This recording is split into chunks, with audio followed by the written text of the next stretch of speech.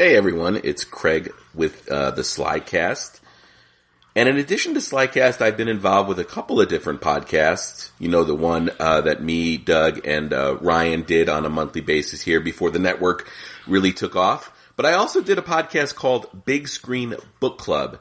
And I wanted to share a couple episodes of that show here on this feed because I think if you're listening to this feed, you'll get a kick out of it. So basically, on Big Screen Book Club, what I did was I would take a movie and then the book that it was based on, and I'd have a special guest on each episode to sort of have a discussion about the differences, what we liked about the book, what we liked about the movie, and ultimately if the book was, or if the movie was a good adaptation of the book. So my first two episodes were on the Die Hard movies, Die Hard 1 and Die Hard 2, both based on books, and I think you'll enjoy it. So take a listen. All right, BJ, so last time we talked about Nothing Lasts Forever and Die Hard, and we had so much fun talking that book and that movie that we decided that we were going to tackle 58 Minutes by author Walter Wager, which was the basis for Die Hard 2. Yeah, it made sense. Yeah. And the interesting thing about this is, as much as Die Hard was a true adaptation, more or less, of Nothing Lasts Forever, Die Hard 2 was really used 58 Minutes as a jumping off point. Yeah, the film really almost has nothing to do with the book beyond the basic concept of holding the airplanes hostage. Yeah, and it makes you wonder about credits, and the interesting thing about it is there's no opening titles in this movie beyond Die Hard 2, but at the end, you get your directed by Rennie Harlan credit, and then your written by credit, which credits Stephen D'Souza and Doug Richardson. And then there's a couple more credits before you even get to the fact that it's based on the novel by Walter Wager. Right. So let's jump into the novel real quick. Walter Wager was an author who had a pretty long career. He died in 2004 at the age of 79, but he wrote a lot of books dating back to Death Hits the Jackpot in 1954, which he wrote under the name of John Tiger. He also wrote under the name Walter Herman and Lee Davis Willoughby. And interestingly enough, he wrote the novelization of the Arnold Schwarzenegger film Raw Deal in 1986. Oh, really? I didn't see that. I am certain I read that book. Yeah. So, and he wrote that under his name. And then the following year, he wrote 58 Minutes, which, like you said, beyond the fact that it deals with airplanes being held hostage, there's really not much similarities. It does follow NYPD Captain Frank Malone, who, very much like John McClane, is divorced. And in the book, he's waiting at JFK International Airport for his daughter to arrive from California. And they're going to spend Christmas together. The book takes place on December 21st, or at least that's when it starts. And the interesting thing about it is the novel starts in a motel room, which is really similar to a scene we get in the movie when the terrorist in the movie is introduced. And the thing that I thought was interesting about the book as opposed to Roderick Thorpe's Nothing Lasts Forever is the first couple of chapters of 58 Minutes is devoted to following and setting up the terrorist organization. Going into the book, how did you feel about that point of view? Yeah, I liked the way the chapters jumped between characters, and, you know, Frank Malone was the main character, I guess, but there are a lot of chapters in the book that he's not even a part of. And we get to see a lot of superfluous characters who are just kind of, you know, they take part in the plot, but they're, you know, like there's the one scene where we jump into the car with the Wall Street guy that's driving, and he ends up crashing into the FBI convoy. Yeah. So he doesn't really factor into the novel as much as that plot point, but we're in his head and we're in his car with him. And, you know, there's a lot of characters like that and a lot of chapters like that. Yeah, we don't actually get introduced to Frank Malone until the third chapter, and he's introduced as the youngest captain in the NYPD. He's part of an anti-terrorist unit, and he thwarts an attempted car thief, I guess, who was trying to steal his car on the way out. And we learn that he's an expert marksman, but he doesn't shoot to kill. He'll shoot to disable. We learn along the way that he was in Vietnam. And the interesting thing about this is, as he's written, at least from an age standpoint, Frank Malone really has a lot more in common with John McClane than the character did in Nothing Lasts Forever. Yeah, definitely. That's a good point. That whole, the car thief, that was a pretty clumsy way to establish his character, I thought.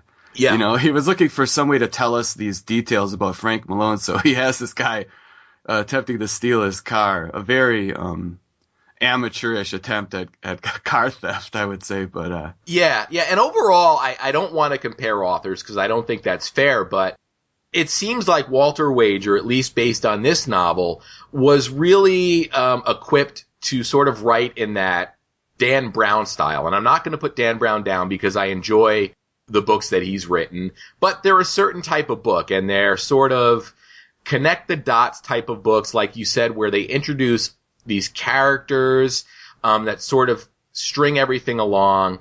And it's got a really, I don't want to say pedestrian style about it, but it really is sort of leave your brain at the door type of writing and plotting. And there are books like that serve a purpose, and this book definitely served a purpose. It definitely felt like a page turner. Yeah, it's not a terrible book. It was sort of fun to read, but it certainly doesn't compare to Nothing Lasts Forever at all. In my opinion, that's a far better book, far more enjoyable, Yeah, and I think Roderick Thorpe was also just a more gifted writer in terms of putting words together. And like I said, Walter Wager had an amazing career that spanned many decades. And there are these books serve a purpose. This is actually the kind of book that you would probably pick up in a Hudson News when you're getting ready to go on a flight. Yeah. So the villain in the book is a German terrorist named Willie Staub, who is painted really, really well in terms of he's missing his right eye. He's got this crew of henchmen who are from terrorist cells all around the globe. And basically, the interesting thing for me here was it almost felt like the plot of 58 Minutes was sort of using the plot or the point of the terrorists from Die Hard, in the sense that they asked for these demands or the release of certain hostages that was really just a cover for the one hostage that really mattered. And at the end of the day, all they were really concerned about was, or all Willie Staub was concerned about, was getting this $5 million he was being paid to fund future terrorist acts. Right. Yeah, that's a good point. Yeah, the terrorists in 58 Minutes are closer to the terrorists in the film Die Hard than the terrorists in the book Nothing Lasts Forever. Yeah. It was interesting, and it made me wonder how much Walter Wager thought that maybe he was writing something that was sort of inspired by a Die Hard type scenario. And not to say that the book reads like a Die Hard book, because Frank Malone, painted as he is in terms of being this, this decorated cop and the lead of this anti-terrorist unit, he really doesn't do anything physical in the bulk of the novel, aside from thwarting that car thief. But then we have the whole sequence where they discover where the transmitters that jamming the signal's located.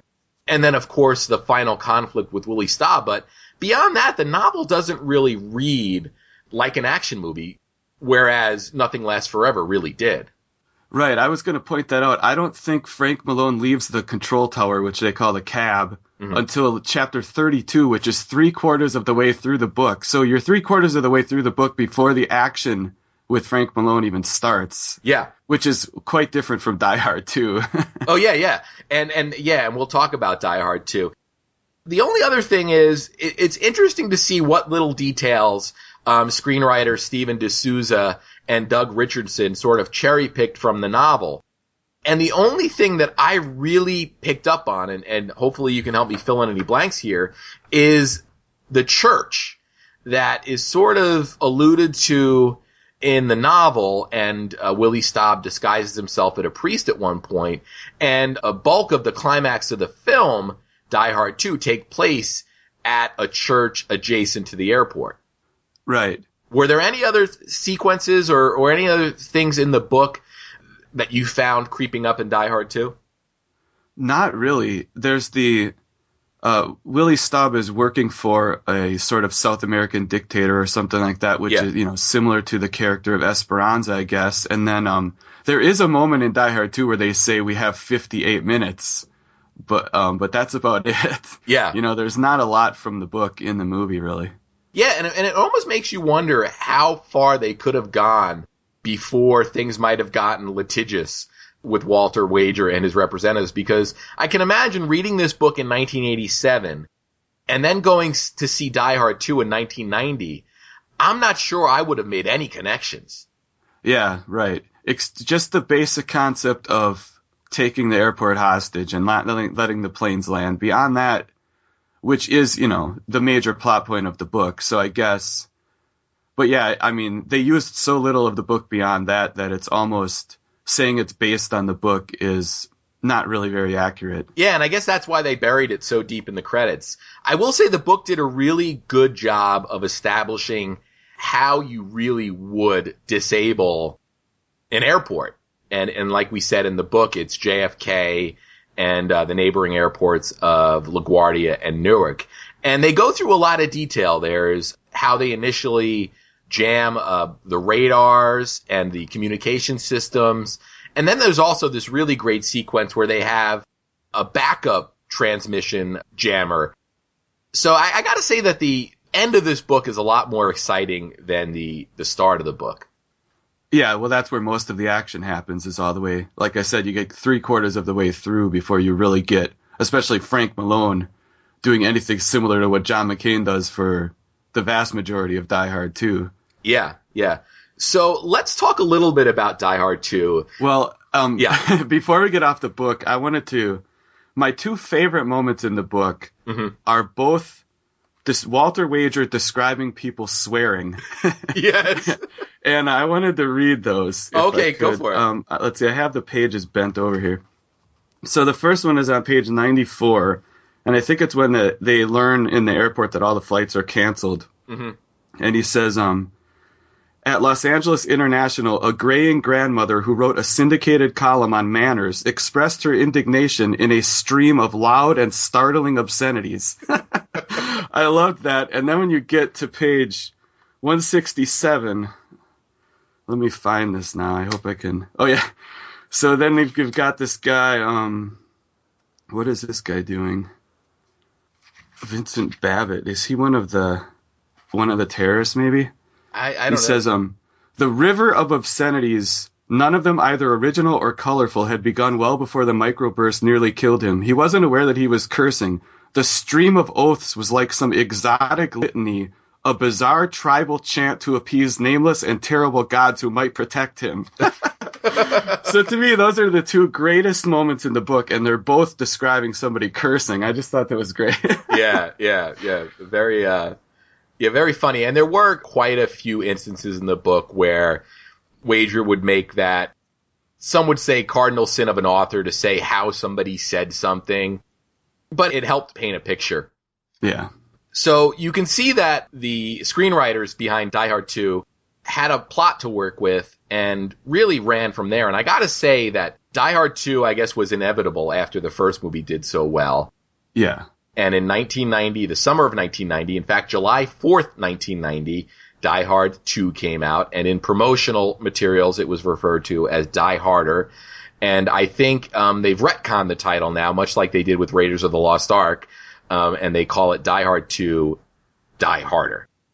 Directed by Rennie Harlin, who was a real promising action director, up and coming at the time. Like we said, written by Stephen E. D'Souza, who worked on Die Hard, if I remember correctly. Yeah. And Doug Richardson. And it was produced once again by Joel Silver and Charles Gordon and Lawrence Gordon. And we get a lot of returning cast. Of course, Bruce Willis is back, but we get his wife, Bonnie Bedelia, who is trapped in an airplane in the sky, conveniently enough with William Atherton, who was the reporter who she punched out at the end of the first movie. Yes, very convenient.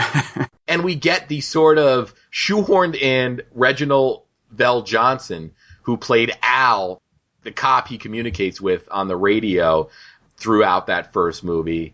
And then for our bad guys, we've got William Sadler, Franco Nero, and of course the the turn, the well-telegraphed turn from John Amos. I gotta say that Die Hard 2, it really delivers in terms of what is expected from sequels, in terms of it opens up the world a little bit, it raises the stakes, they put more money into things, and I think Die Hard 2 is really a good example of how to make a sequel that works. I will say there are a lot of things that don't work with Die Hard 2, and one of those is sort of the wisecracks that they drop into John McClane's mouth that don't really make sense. You have the two suspicious guys he observes at the beginning of the movie. So he knows he's dealing with two guys, and he dispatches one, and the other starts shooting at him. And as he's fleeing, he's saying, "What is this, a tag team?" And through the whole movie, we get these groan-inducing moments. But for the most part, like the novel, the movie pretty much deals with a terrorist organization. This one from within the United States, led by a former, I guess, Army. Yeah, I don't. Trying to think, he's Colonel Stewart, a rogue U.S. Army colonel who leads these mercenaries who are working for General Esperanza. And the one thing I don't understand is why they decided to move the action from New York City and JFK to Washington, D.C. It seemed like a weird change of location. The other interesting thing about it is that we learn that John McClane has now gone from working for the NYPD to working as an LAPD detective. So in between movies or since the end of part one, he's reconciled with his wife and they are now back together. He has shown up in D.C. in advance of his wife, and I guess the movie opens with him getting his mother-in-law's car towed. Right. So we get a lot of characters introduced in the movie that aren't in the book. We have the head of the airport police force, played by Dennis Franz. Yeah, I know all about you and that Nakatomi thing in L.A.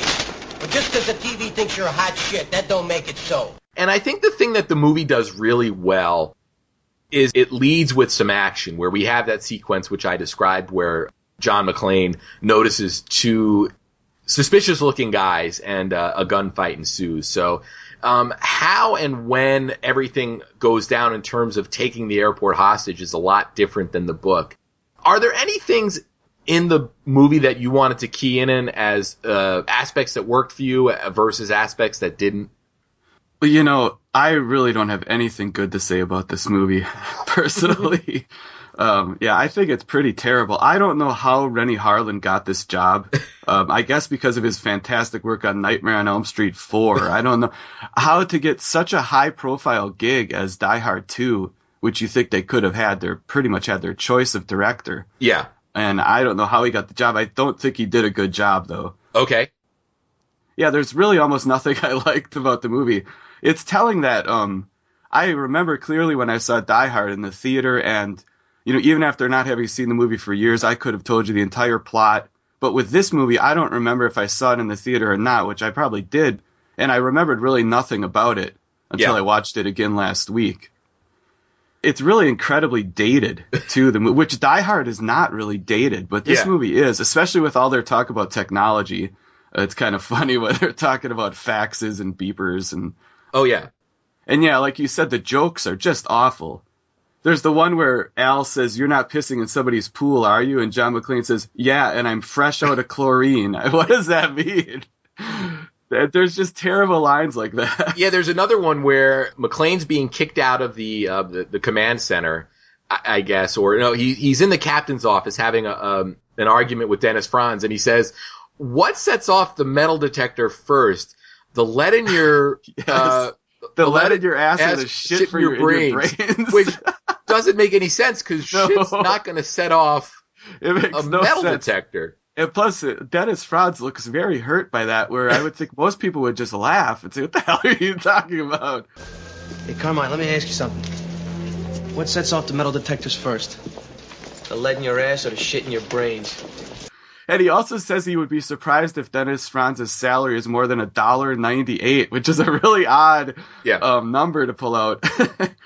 But I don't, the Dennis Franz character is so ridiculous as well, because after everything John McClane does, he sees John McClane uncover the plot. He sees him make his way out to the runway and try to save that airplane. And then he finds the church, he finds their hideout, and still Dennis Franz is yelling at him, "What are you doing?" Yeah. Even after everything they've seen him do, just superhuman feats, And Dennis Franz immediately just always starts yelling at him, "Get out of here, you're in the way, what are you doing?" Yeah, it almost makes you think that they were somehow trying to set him up possibly as the insider that the group had, where instead we get John Amos, who is introduced as being the guy that sort of trained Colonel Stewart. And we get that turn from him. And we also get Fred Thompson, who plays the chief of the airport operations. And it's funny, I remember when I watched this movie when the fourth one was getting ready to come out, I was convinced that Fred Thompson had the sort of a villain turn. So the whole time I'm watching the movie, I'm watching him and I'm looking for the clues and I'm waiting for it to happen, and then of course it never happens. So that's another thing about the movie is some of the acting is really terrible, at least in my opinion, including Fred Thompson. I think he's pretty bad. And the stewardess that does a lot of interacting with Bonnie Bedelia, she's horrendous. And I looked on IMDb and I couldn't even tell which one was her, because the actresses that played the stewardesses, none of them have ever done anything else. They don't even have pictures on IMDb. Yeah. And I guess that's understandable. And also Art Evans, who plays like the air traffic control guy, he's pretty terrible too. Yeah, he was a great character though. Yeah, it was a good character, but his acting is just, I don't know. I guess the movie, that's just part of how the movie feels dated to me as well though. And also Franco Nero, the guy who plays Esperanza. Yeah. That actor's Italian. Yeah. I guess he's supposed to be from like Central America or South America. It's a made up country, but whatever his accent is, it's horrendous, and it usually sounds like a really bad Russian accent, but it's just ridiculous. Some of his lines. Another thing about the movie is there's a lot of, what do you call it? Overdubbed voices. Yes. What do they call that? Like ADR. Yeah, there's a lot of that in the movie. It's kind of obtrusive. Yeah, it almost seemed like some of the jokes that McClane drops, like that tag team one. Yeah. It seemed like it was dropped in because he says that as he's sort of jumping over to like a baggage escalator. Yeah, I mean, usually when you're in a life or death situation, you're not thinking up clever quips. But, we're all used to that in action movies. But at least they could be more clever than what we get in this film. But. Yeah, that was really my biggest complaint with this movie. And it seems like I'm a lot more forgiving of it than you are. And I can understand when you sort of take, like you said, a timeless film like Die Hard, which is considered to this day still one of the great action movies of the last 50 years. Yeah. And you compare it to this, which is sort of, some could argue, I guess, it's the problem with summer movies in terms of just adding explosions and throwing money at the screen. Beyond the bad performances and the datedness of the film, is that really what turned you off to the film?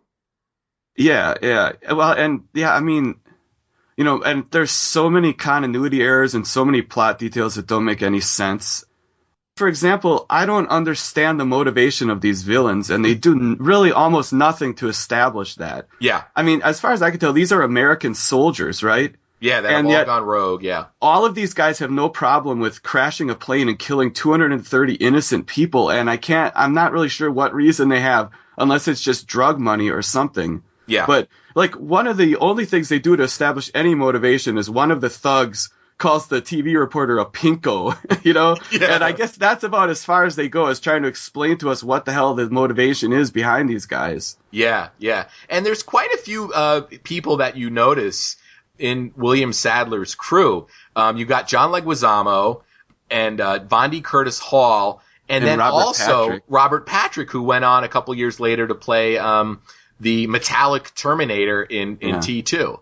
Yeah, he has that terrible line where they're ambushing them, and normally when you ambush people, you don't telegraph your moves, but he waits until the last moment and then says, "You're a sitting duck," or whatever, and then he shoots the one guy, and of course the other guys open up on him with machine guns, but he luckily manages to dive behind whatever toolbox he had. I mean, what a ridiculous ambush to put yourself in that position. Yeah. Oh, and yeah. that, of course, is the scene where we see the scaffolding fall on an obvious dummy. Yeah. That's some of the directing that is just horrendous in this movie, where you see dummies and just there's a lot of continuity errors that I was reading about on the internet, which are pretty funny. Yeah, and this movie is interesting because it was really on the cusp of that computer revolution that hadn't happened yet.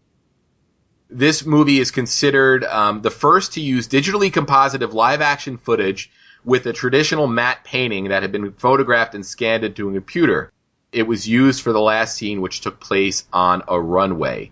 So I think it's probably that scene where either Bruce Willis is ejecting out of the plane or before he says yippee-ki-yay and lights the trail of fuel up to the plane at the end. I'm not sure which, but this is really, I guess, the point where films are going to start looking different in terms of how the special effects were done.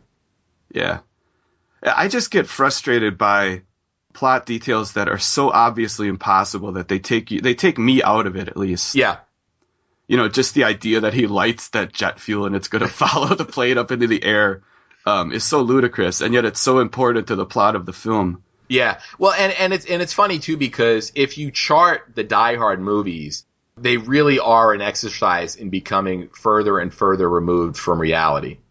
Yeah, that was one of the great things about Die Hard, is even though the action was over the top, it felt realistic. Mm-hmm. And that's not the case with this movie, so. Yeah.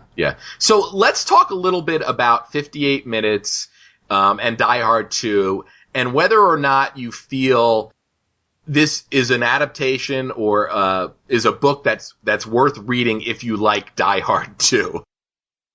Yeah, I don't think it's the Die Hard 2 connection. I mean, yeah, there's so little similarity. Yeah.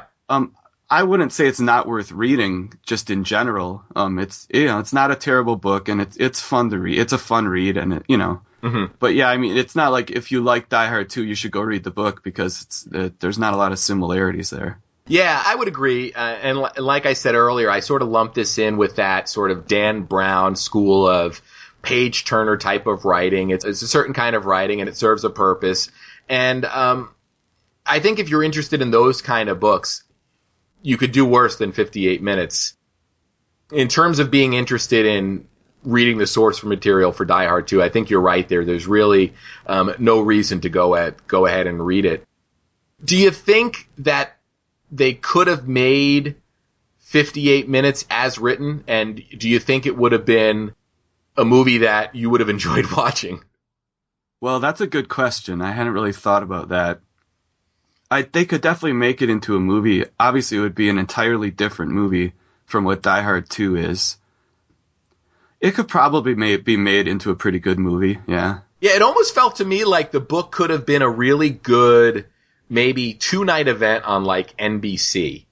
You know how they do those split movies where, they do two nights of, 2-hour blocks? Yeah. For some reason, when I was reading the book, it really felt like they could have made a 2-night event out of the book for whatever reason. So the really interesting thing here was, as much as we talked about how Nothing Lasts Forever was surprisingly similar to Die Hard, I was equally amazed at how different the book was from Die Hard 2. Yeah, and well, I came at it from the opposite point of view too, where I read the book before I watched the movie, and I didn't really remember anything about the movie. Yeah. Whereas when I read Nothing Lasts Forever, I basically knew everything that was going to happen. Yeah. Yeah, that was the same for me. Like I said, it had been maybe 2 years since I had watched Die Hard 2, but as you mentioned, it really is kind of a forgettable movie when you think about it. You don't really get any of those iconic, memorable moments that you get from the first movie. So reading through, I started out reading the book, taking notes, and trying to track possibly what could carry over and what didn't. And I found myself with a series of notes that would make really good use of if I was writing a book report, but that's about it. Yeah.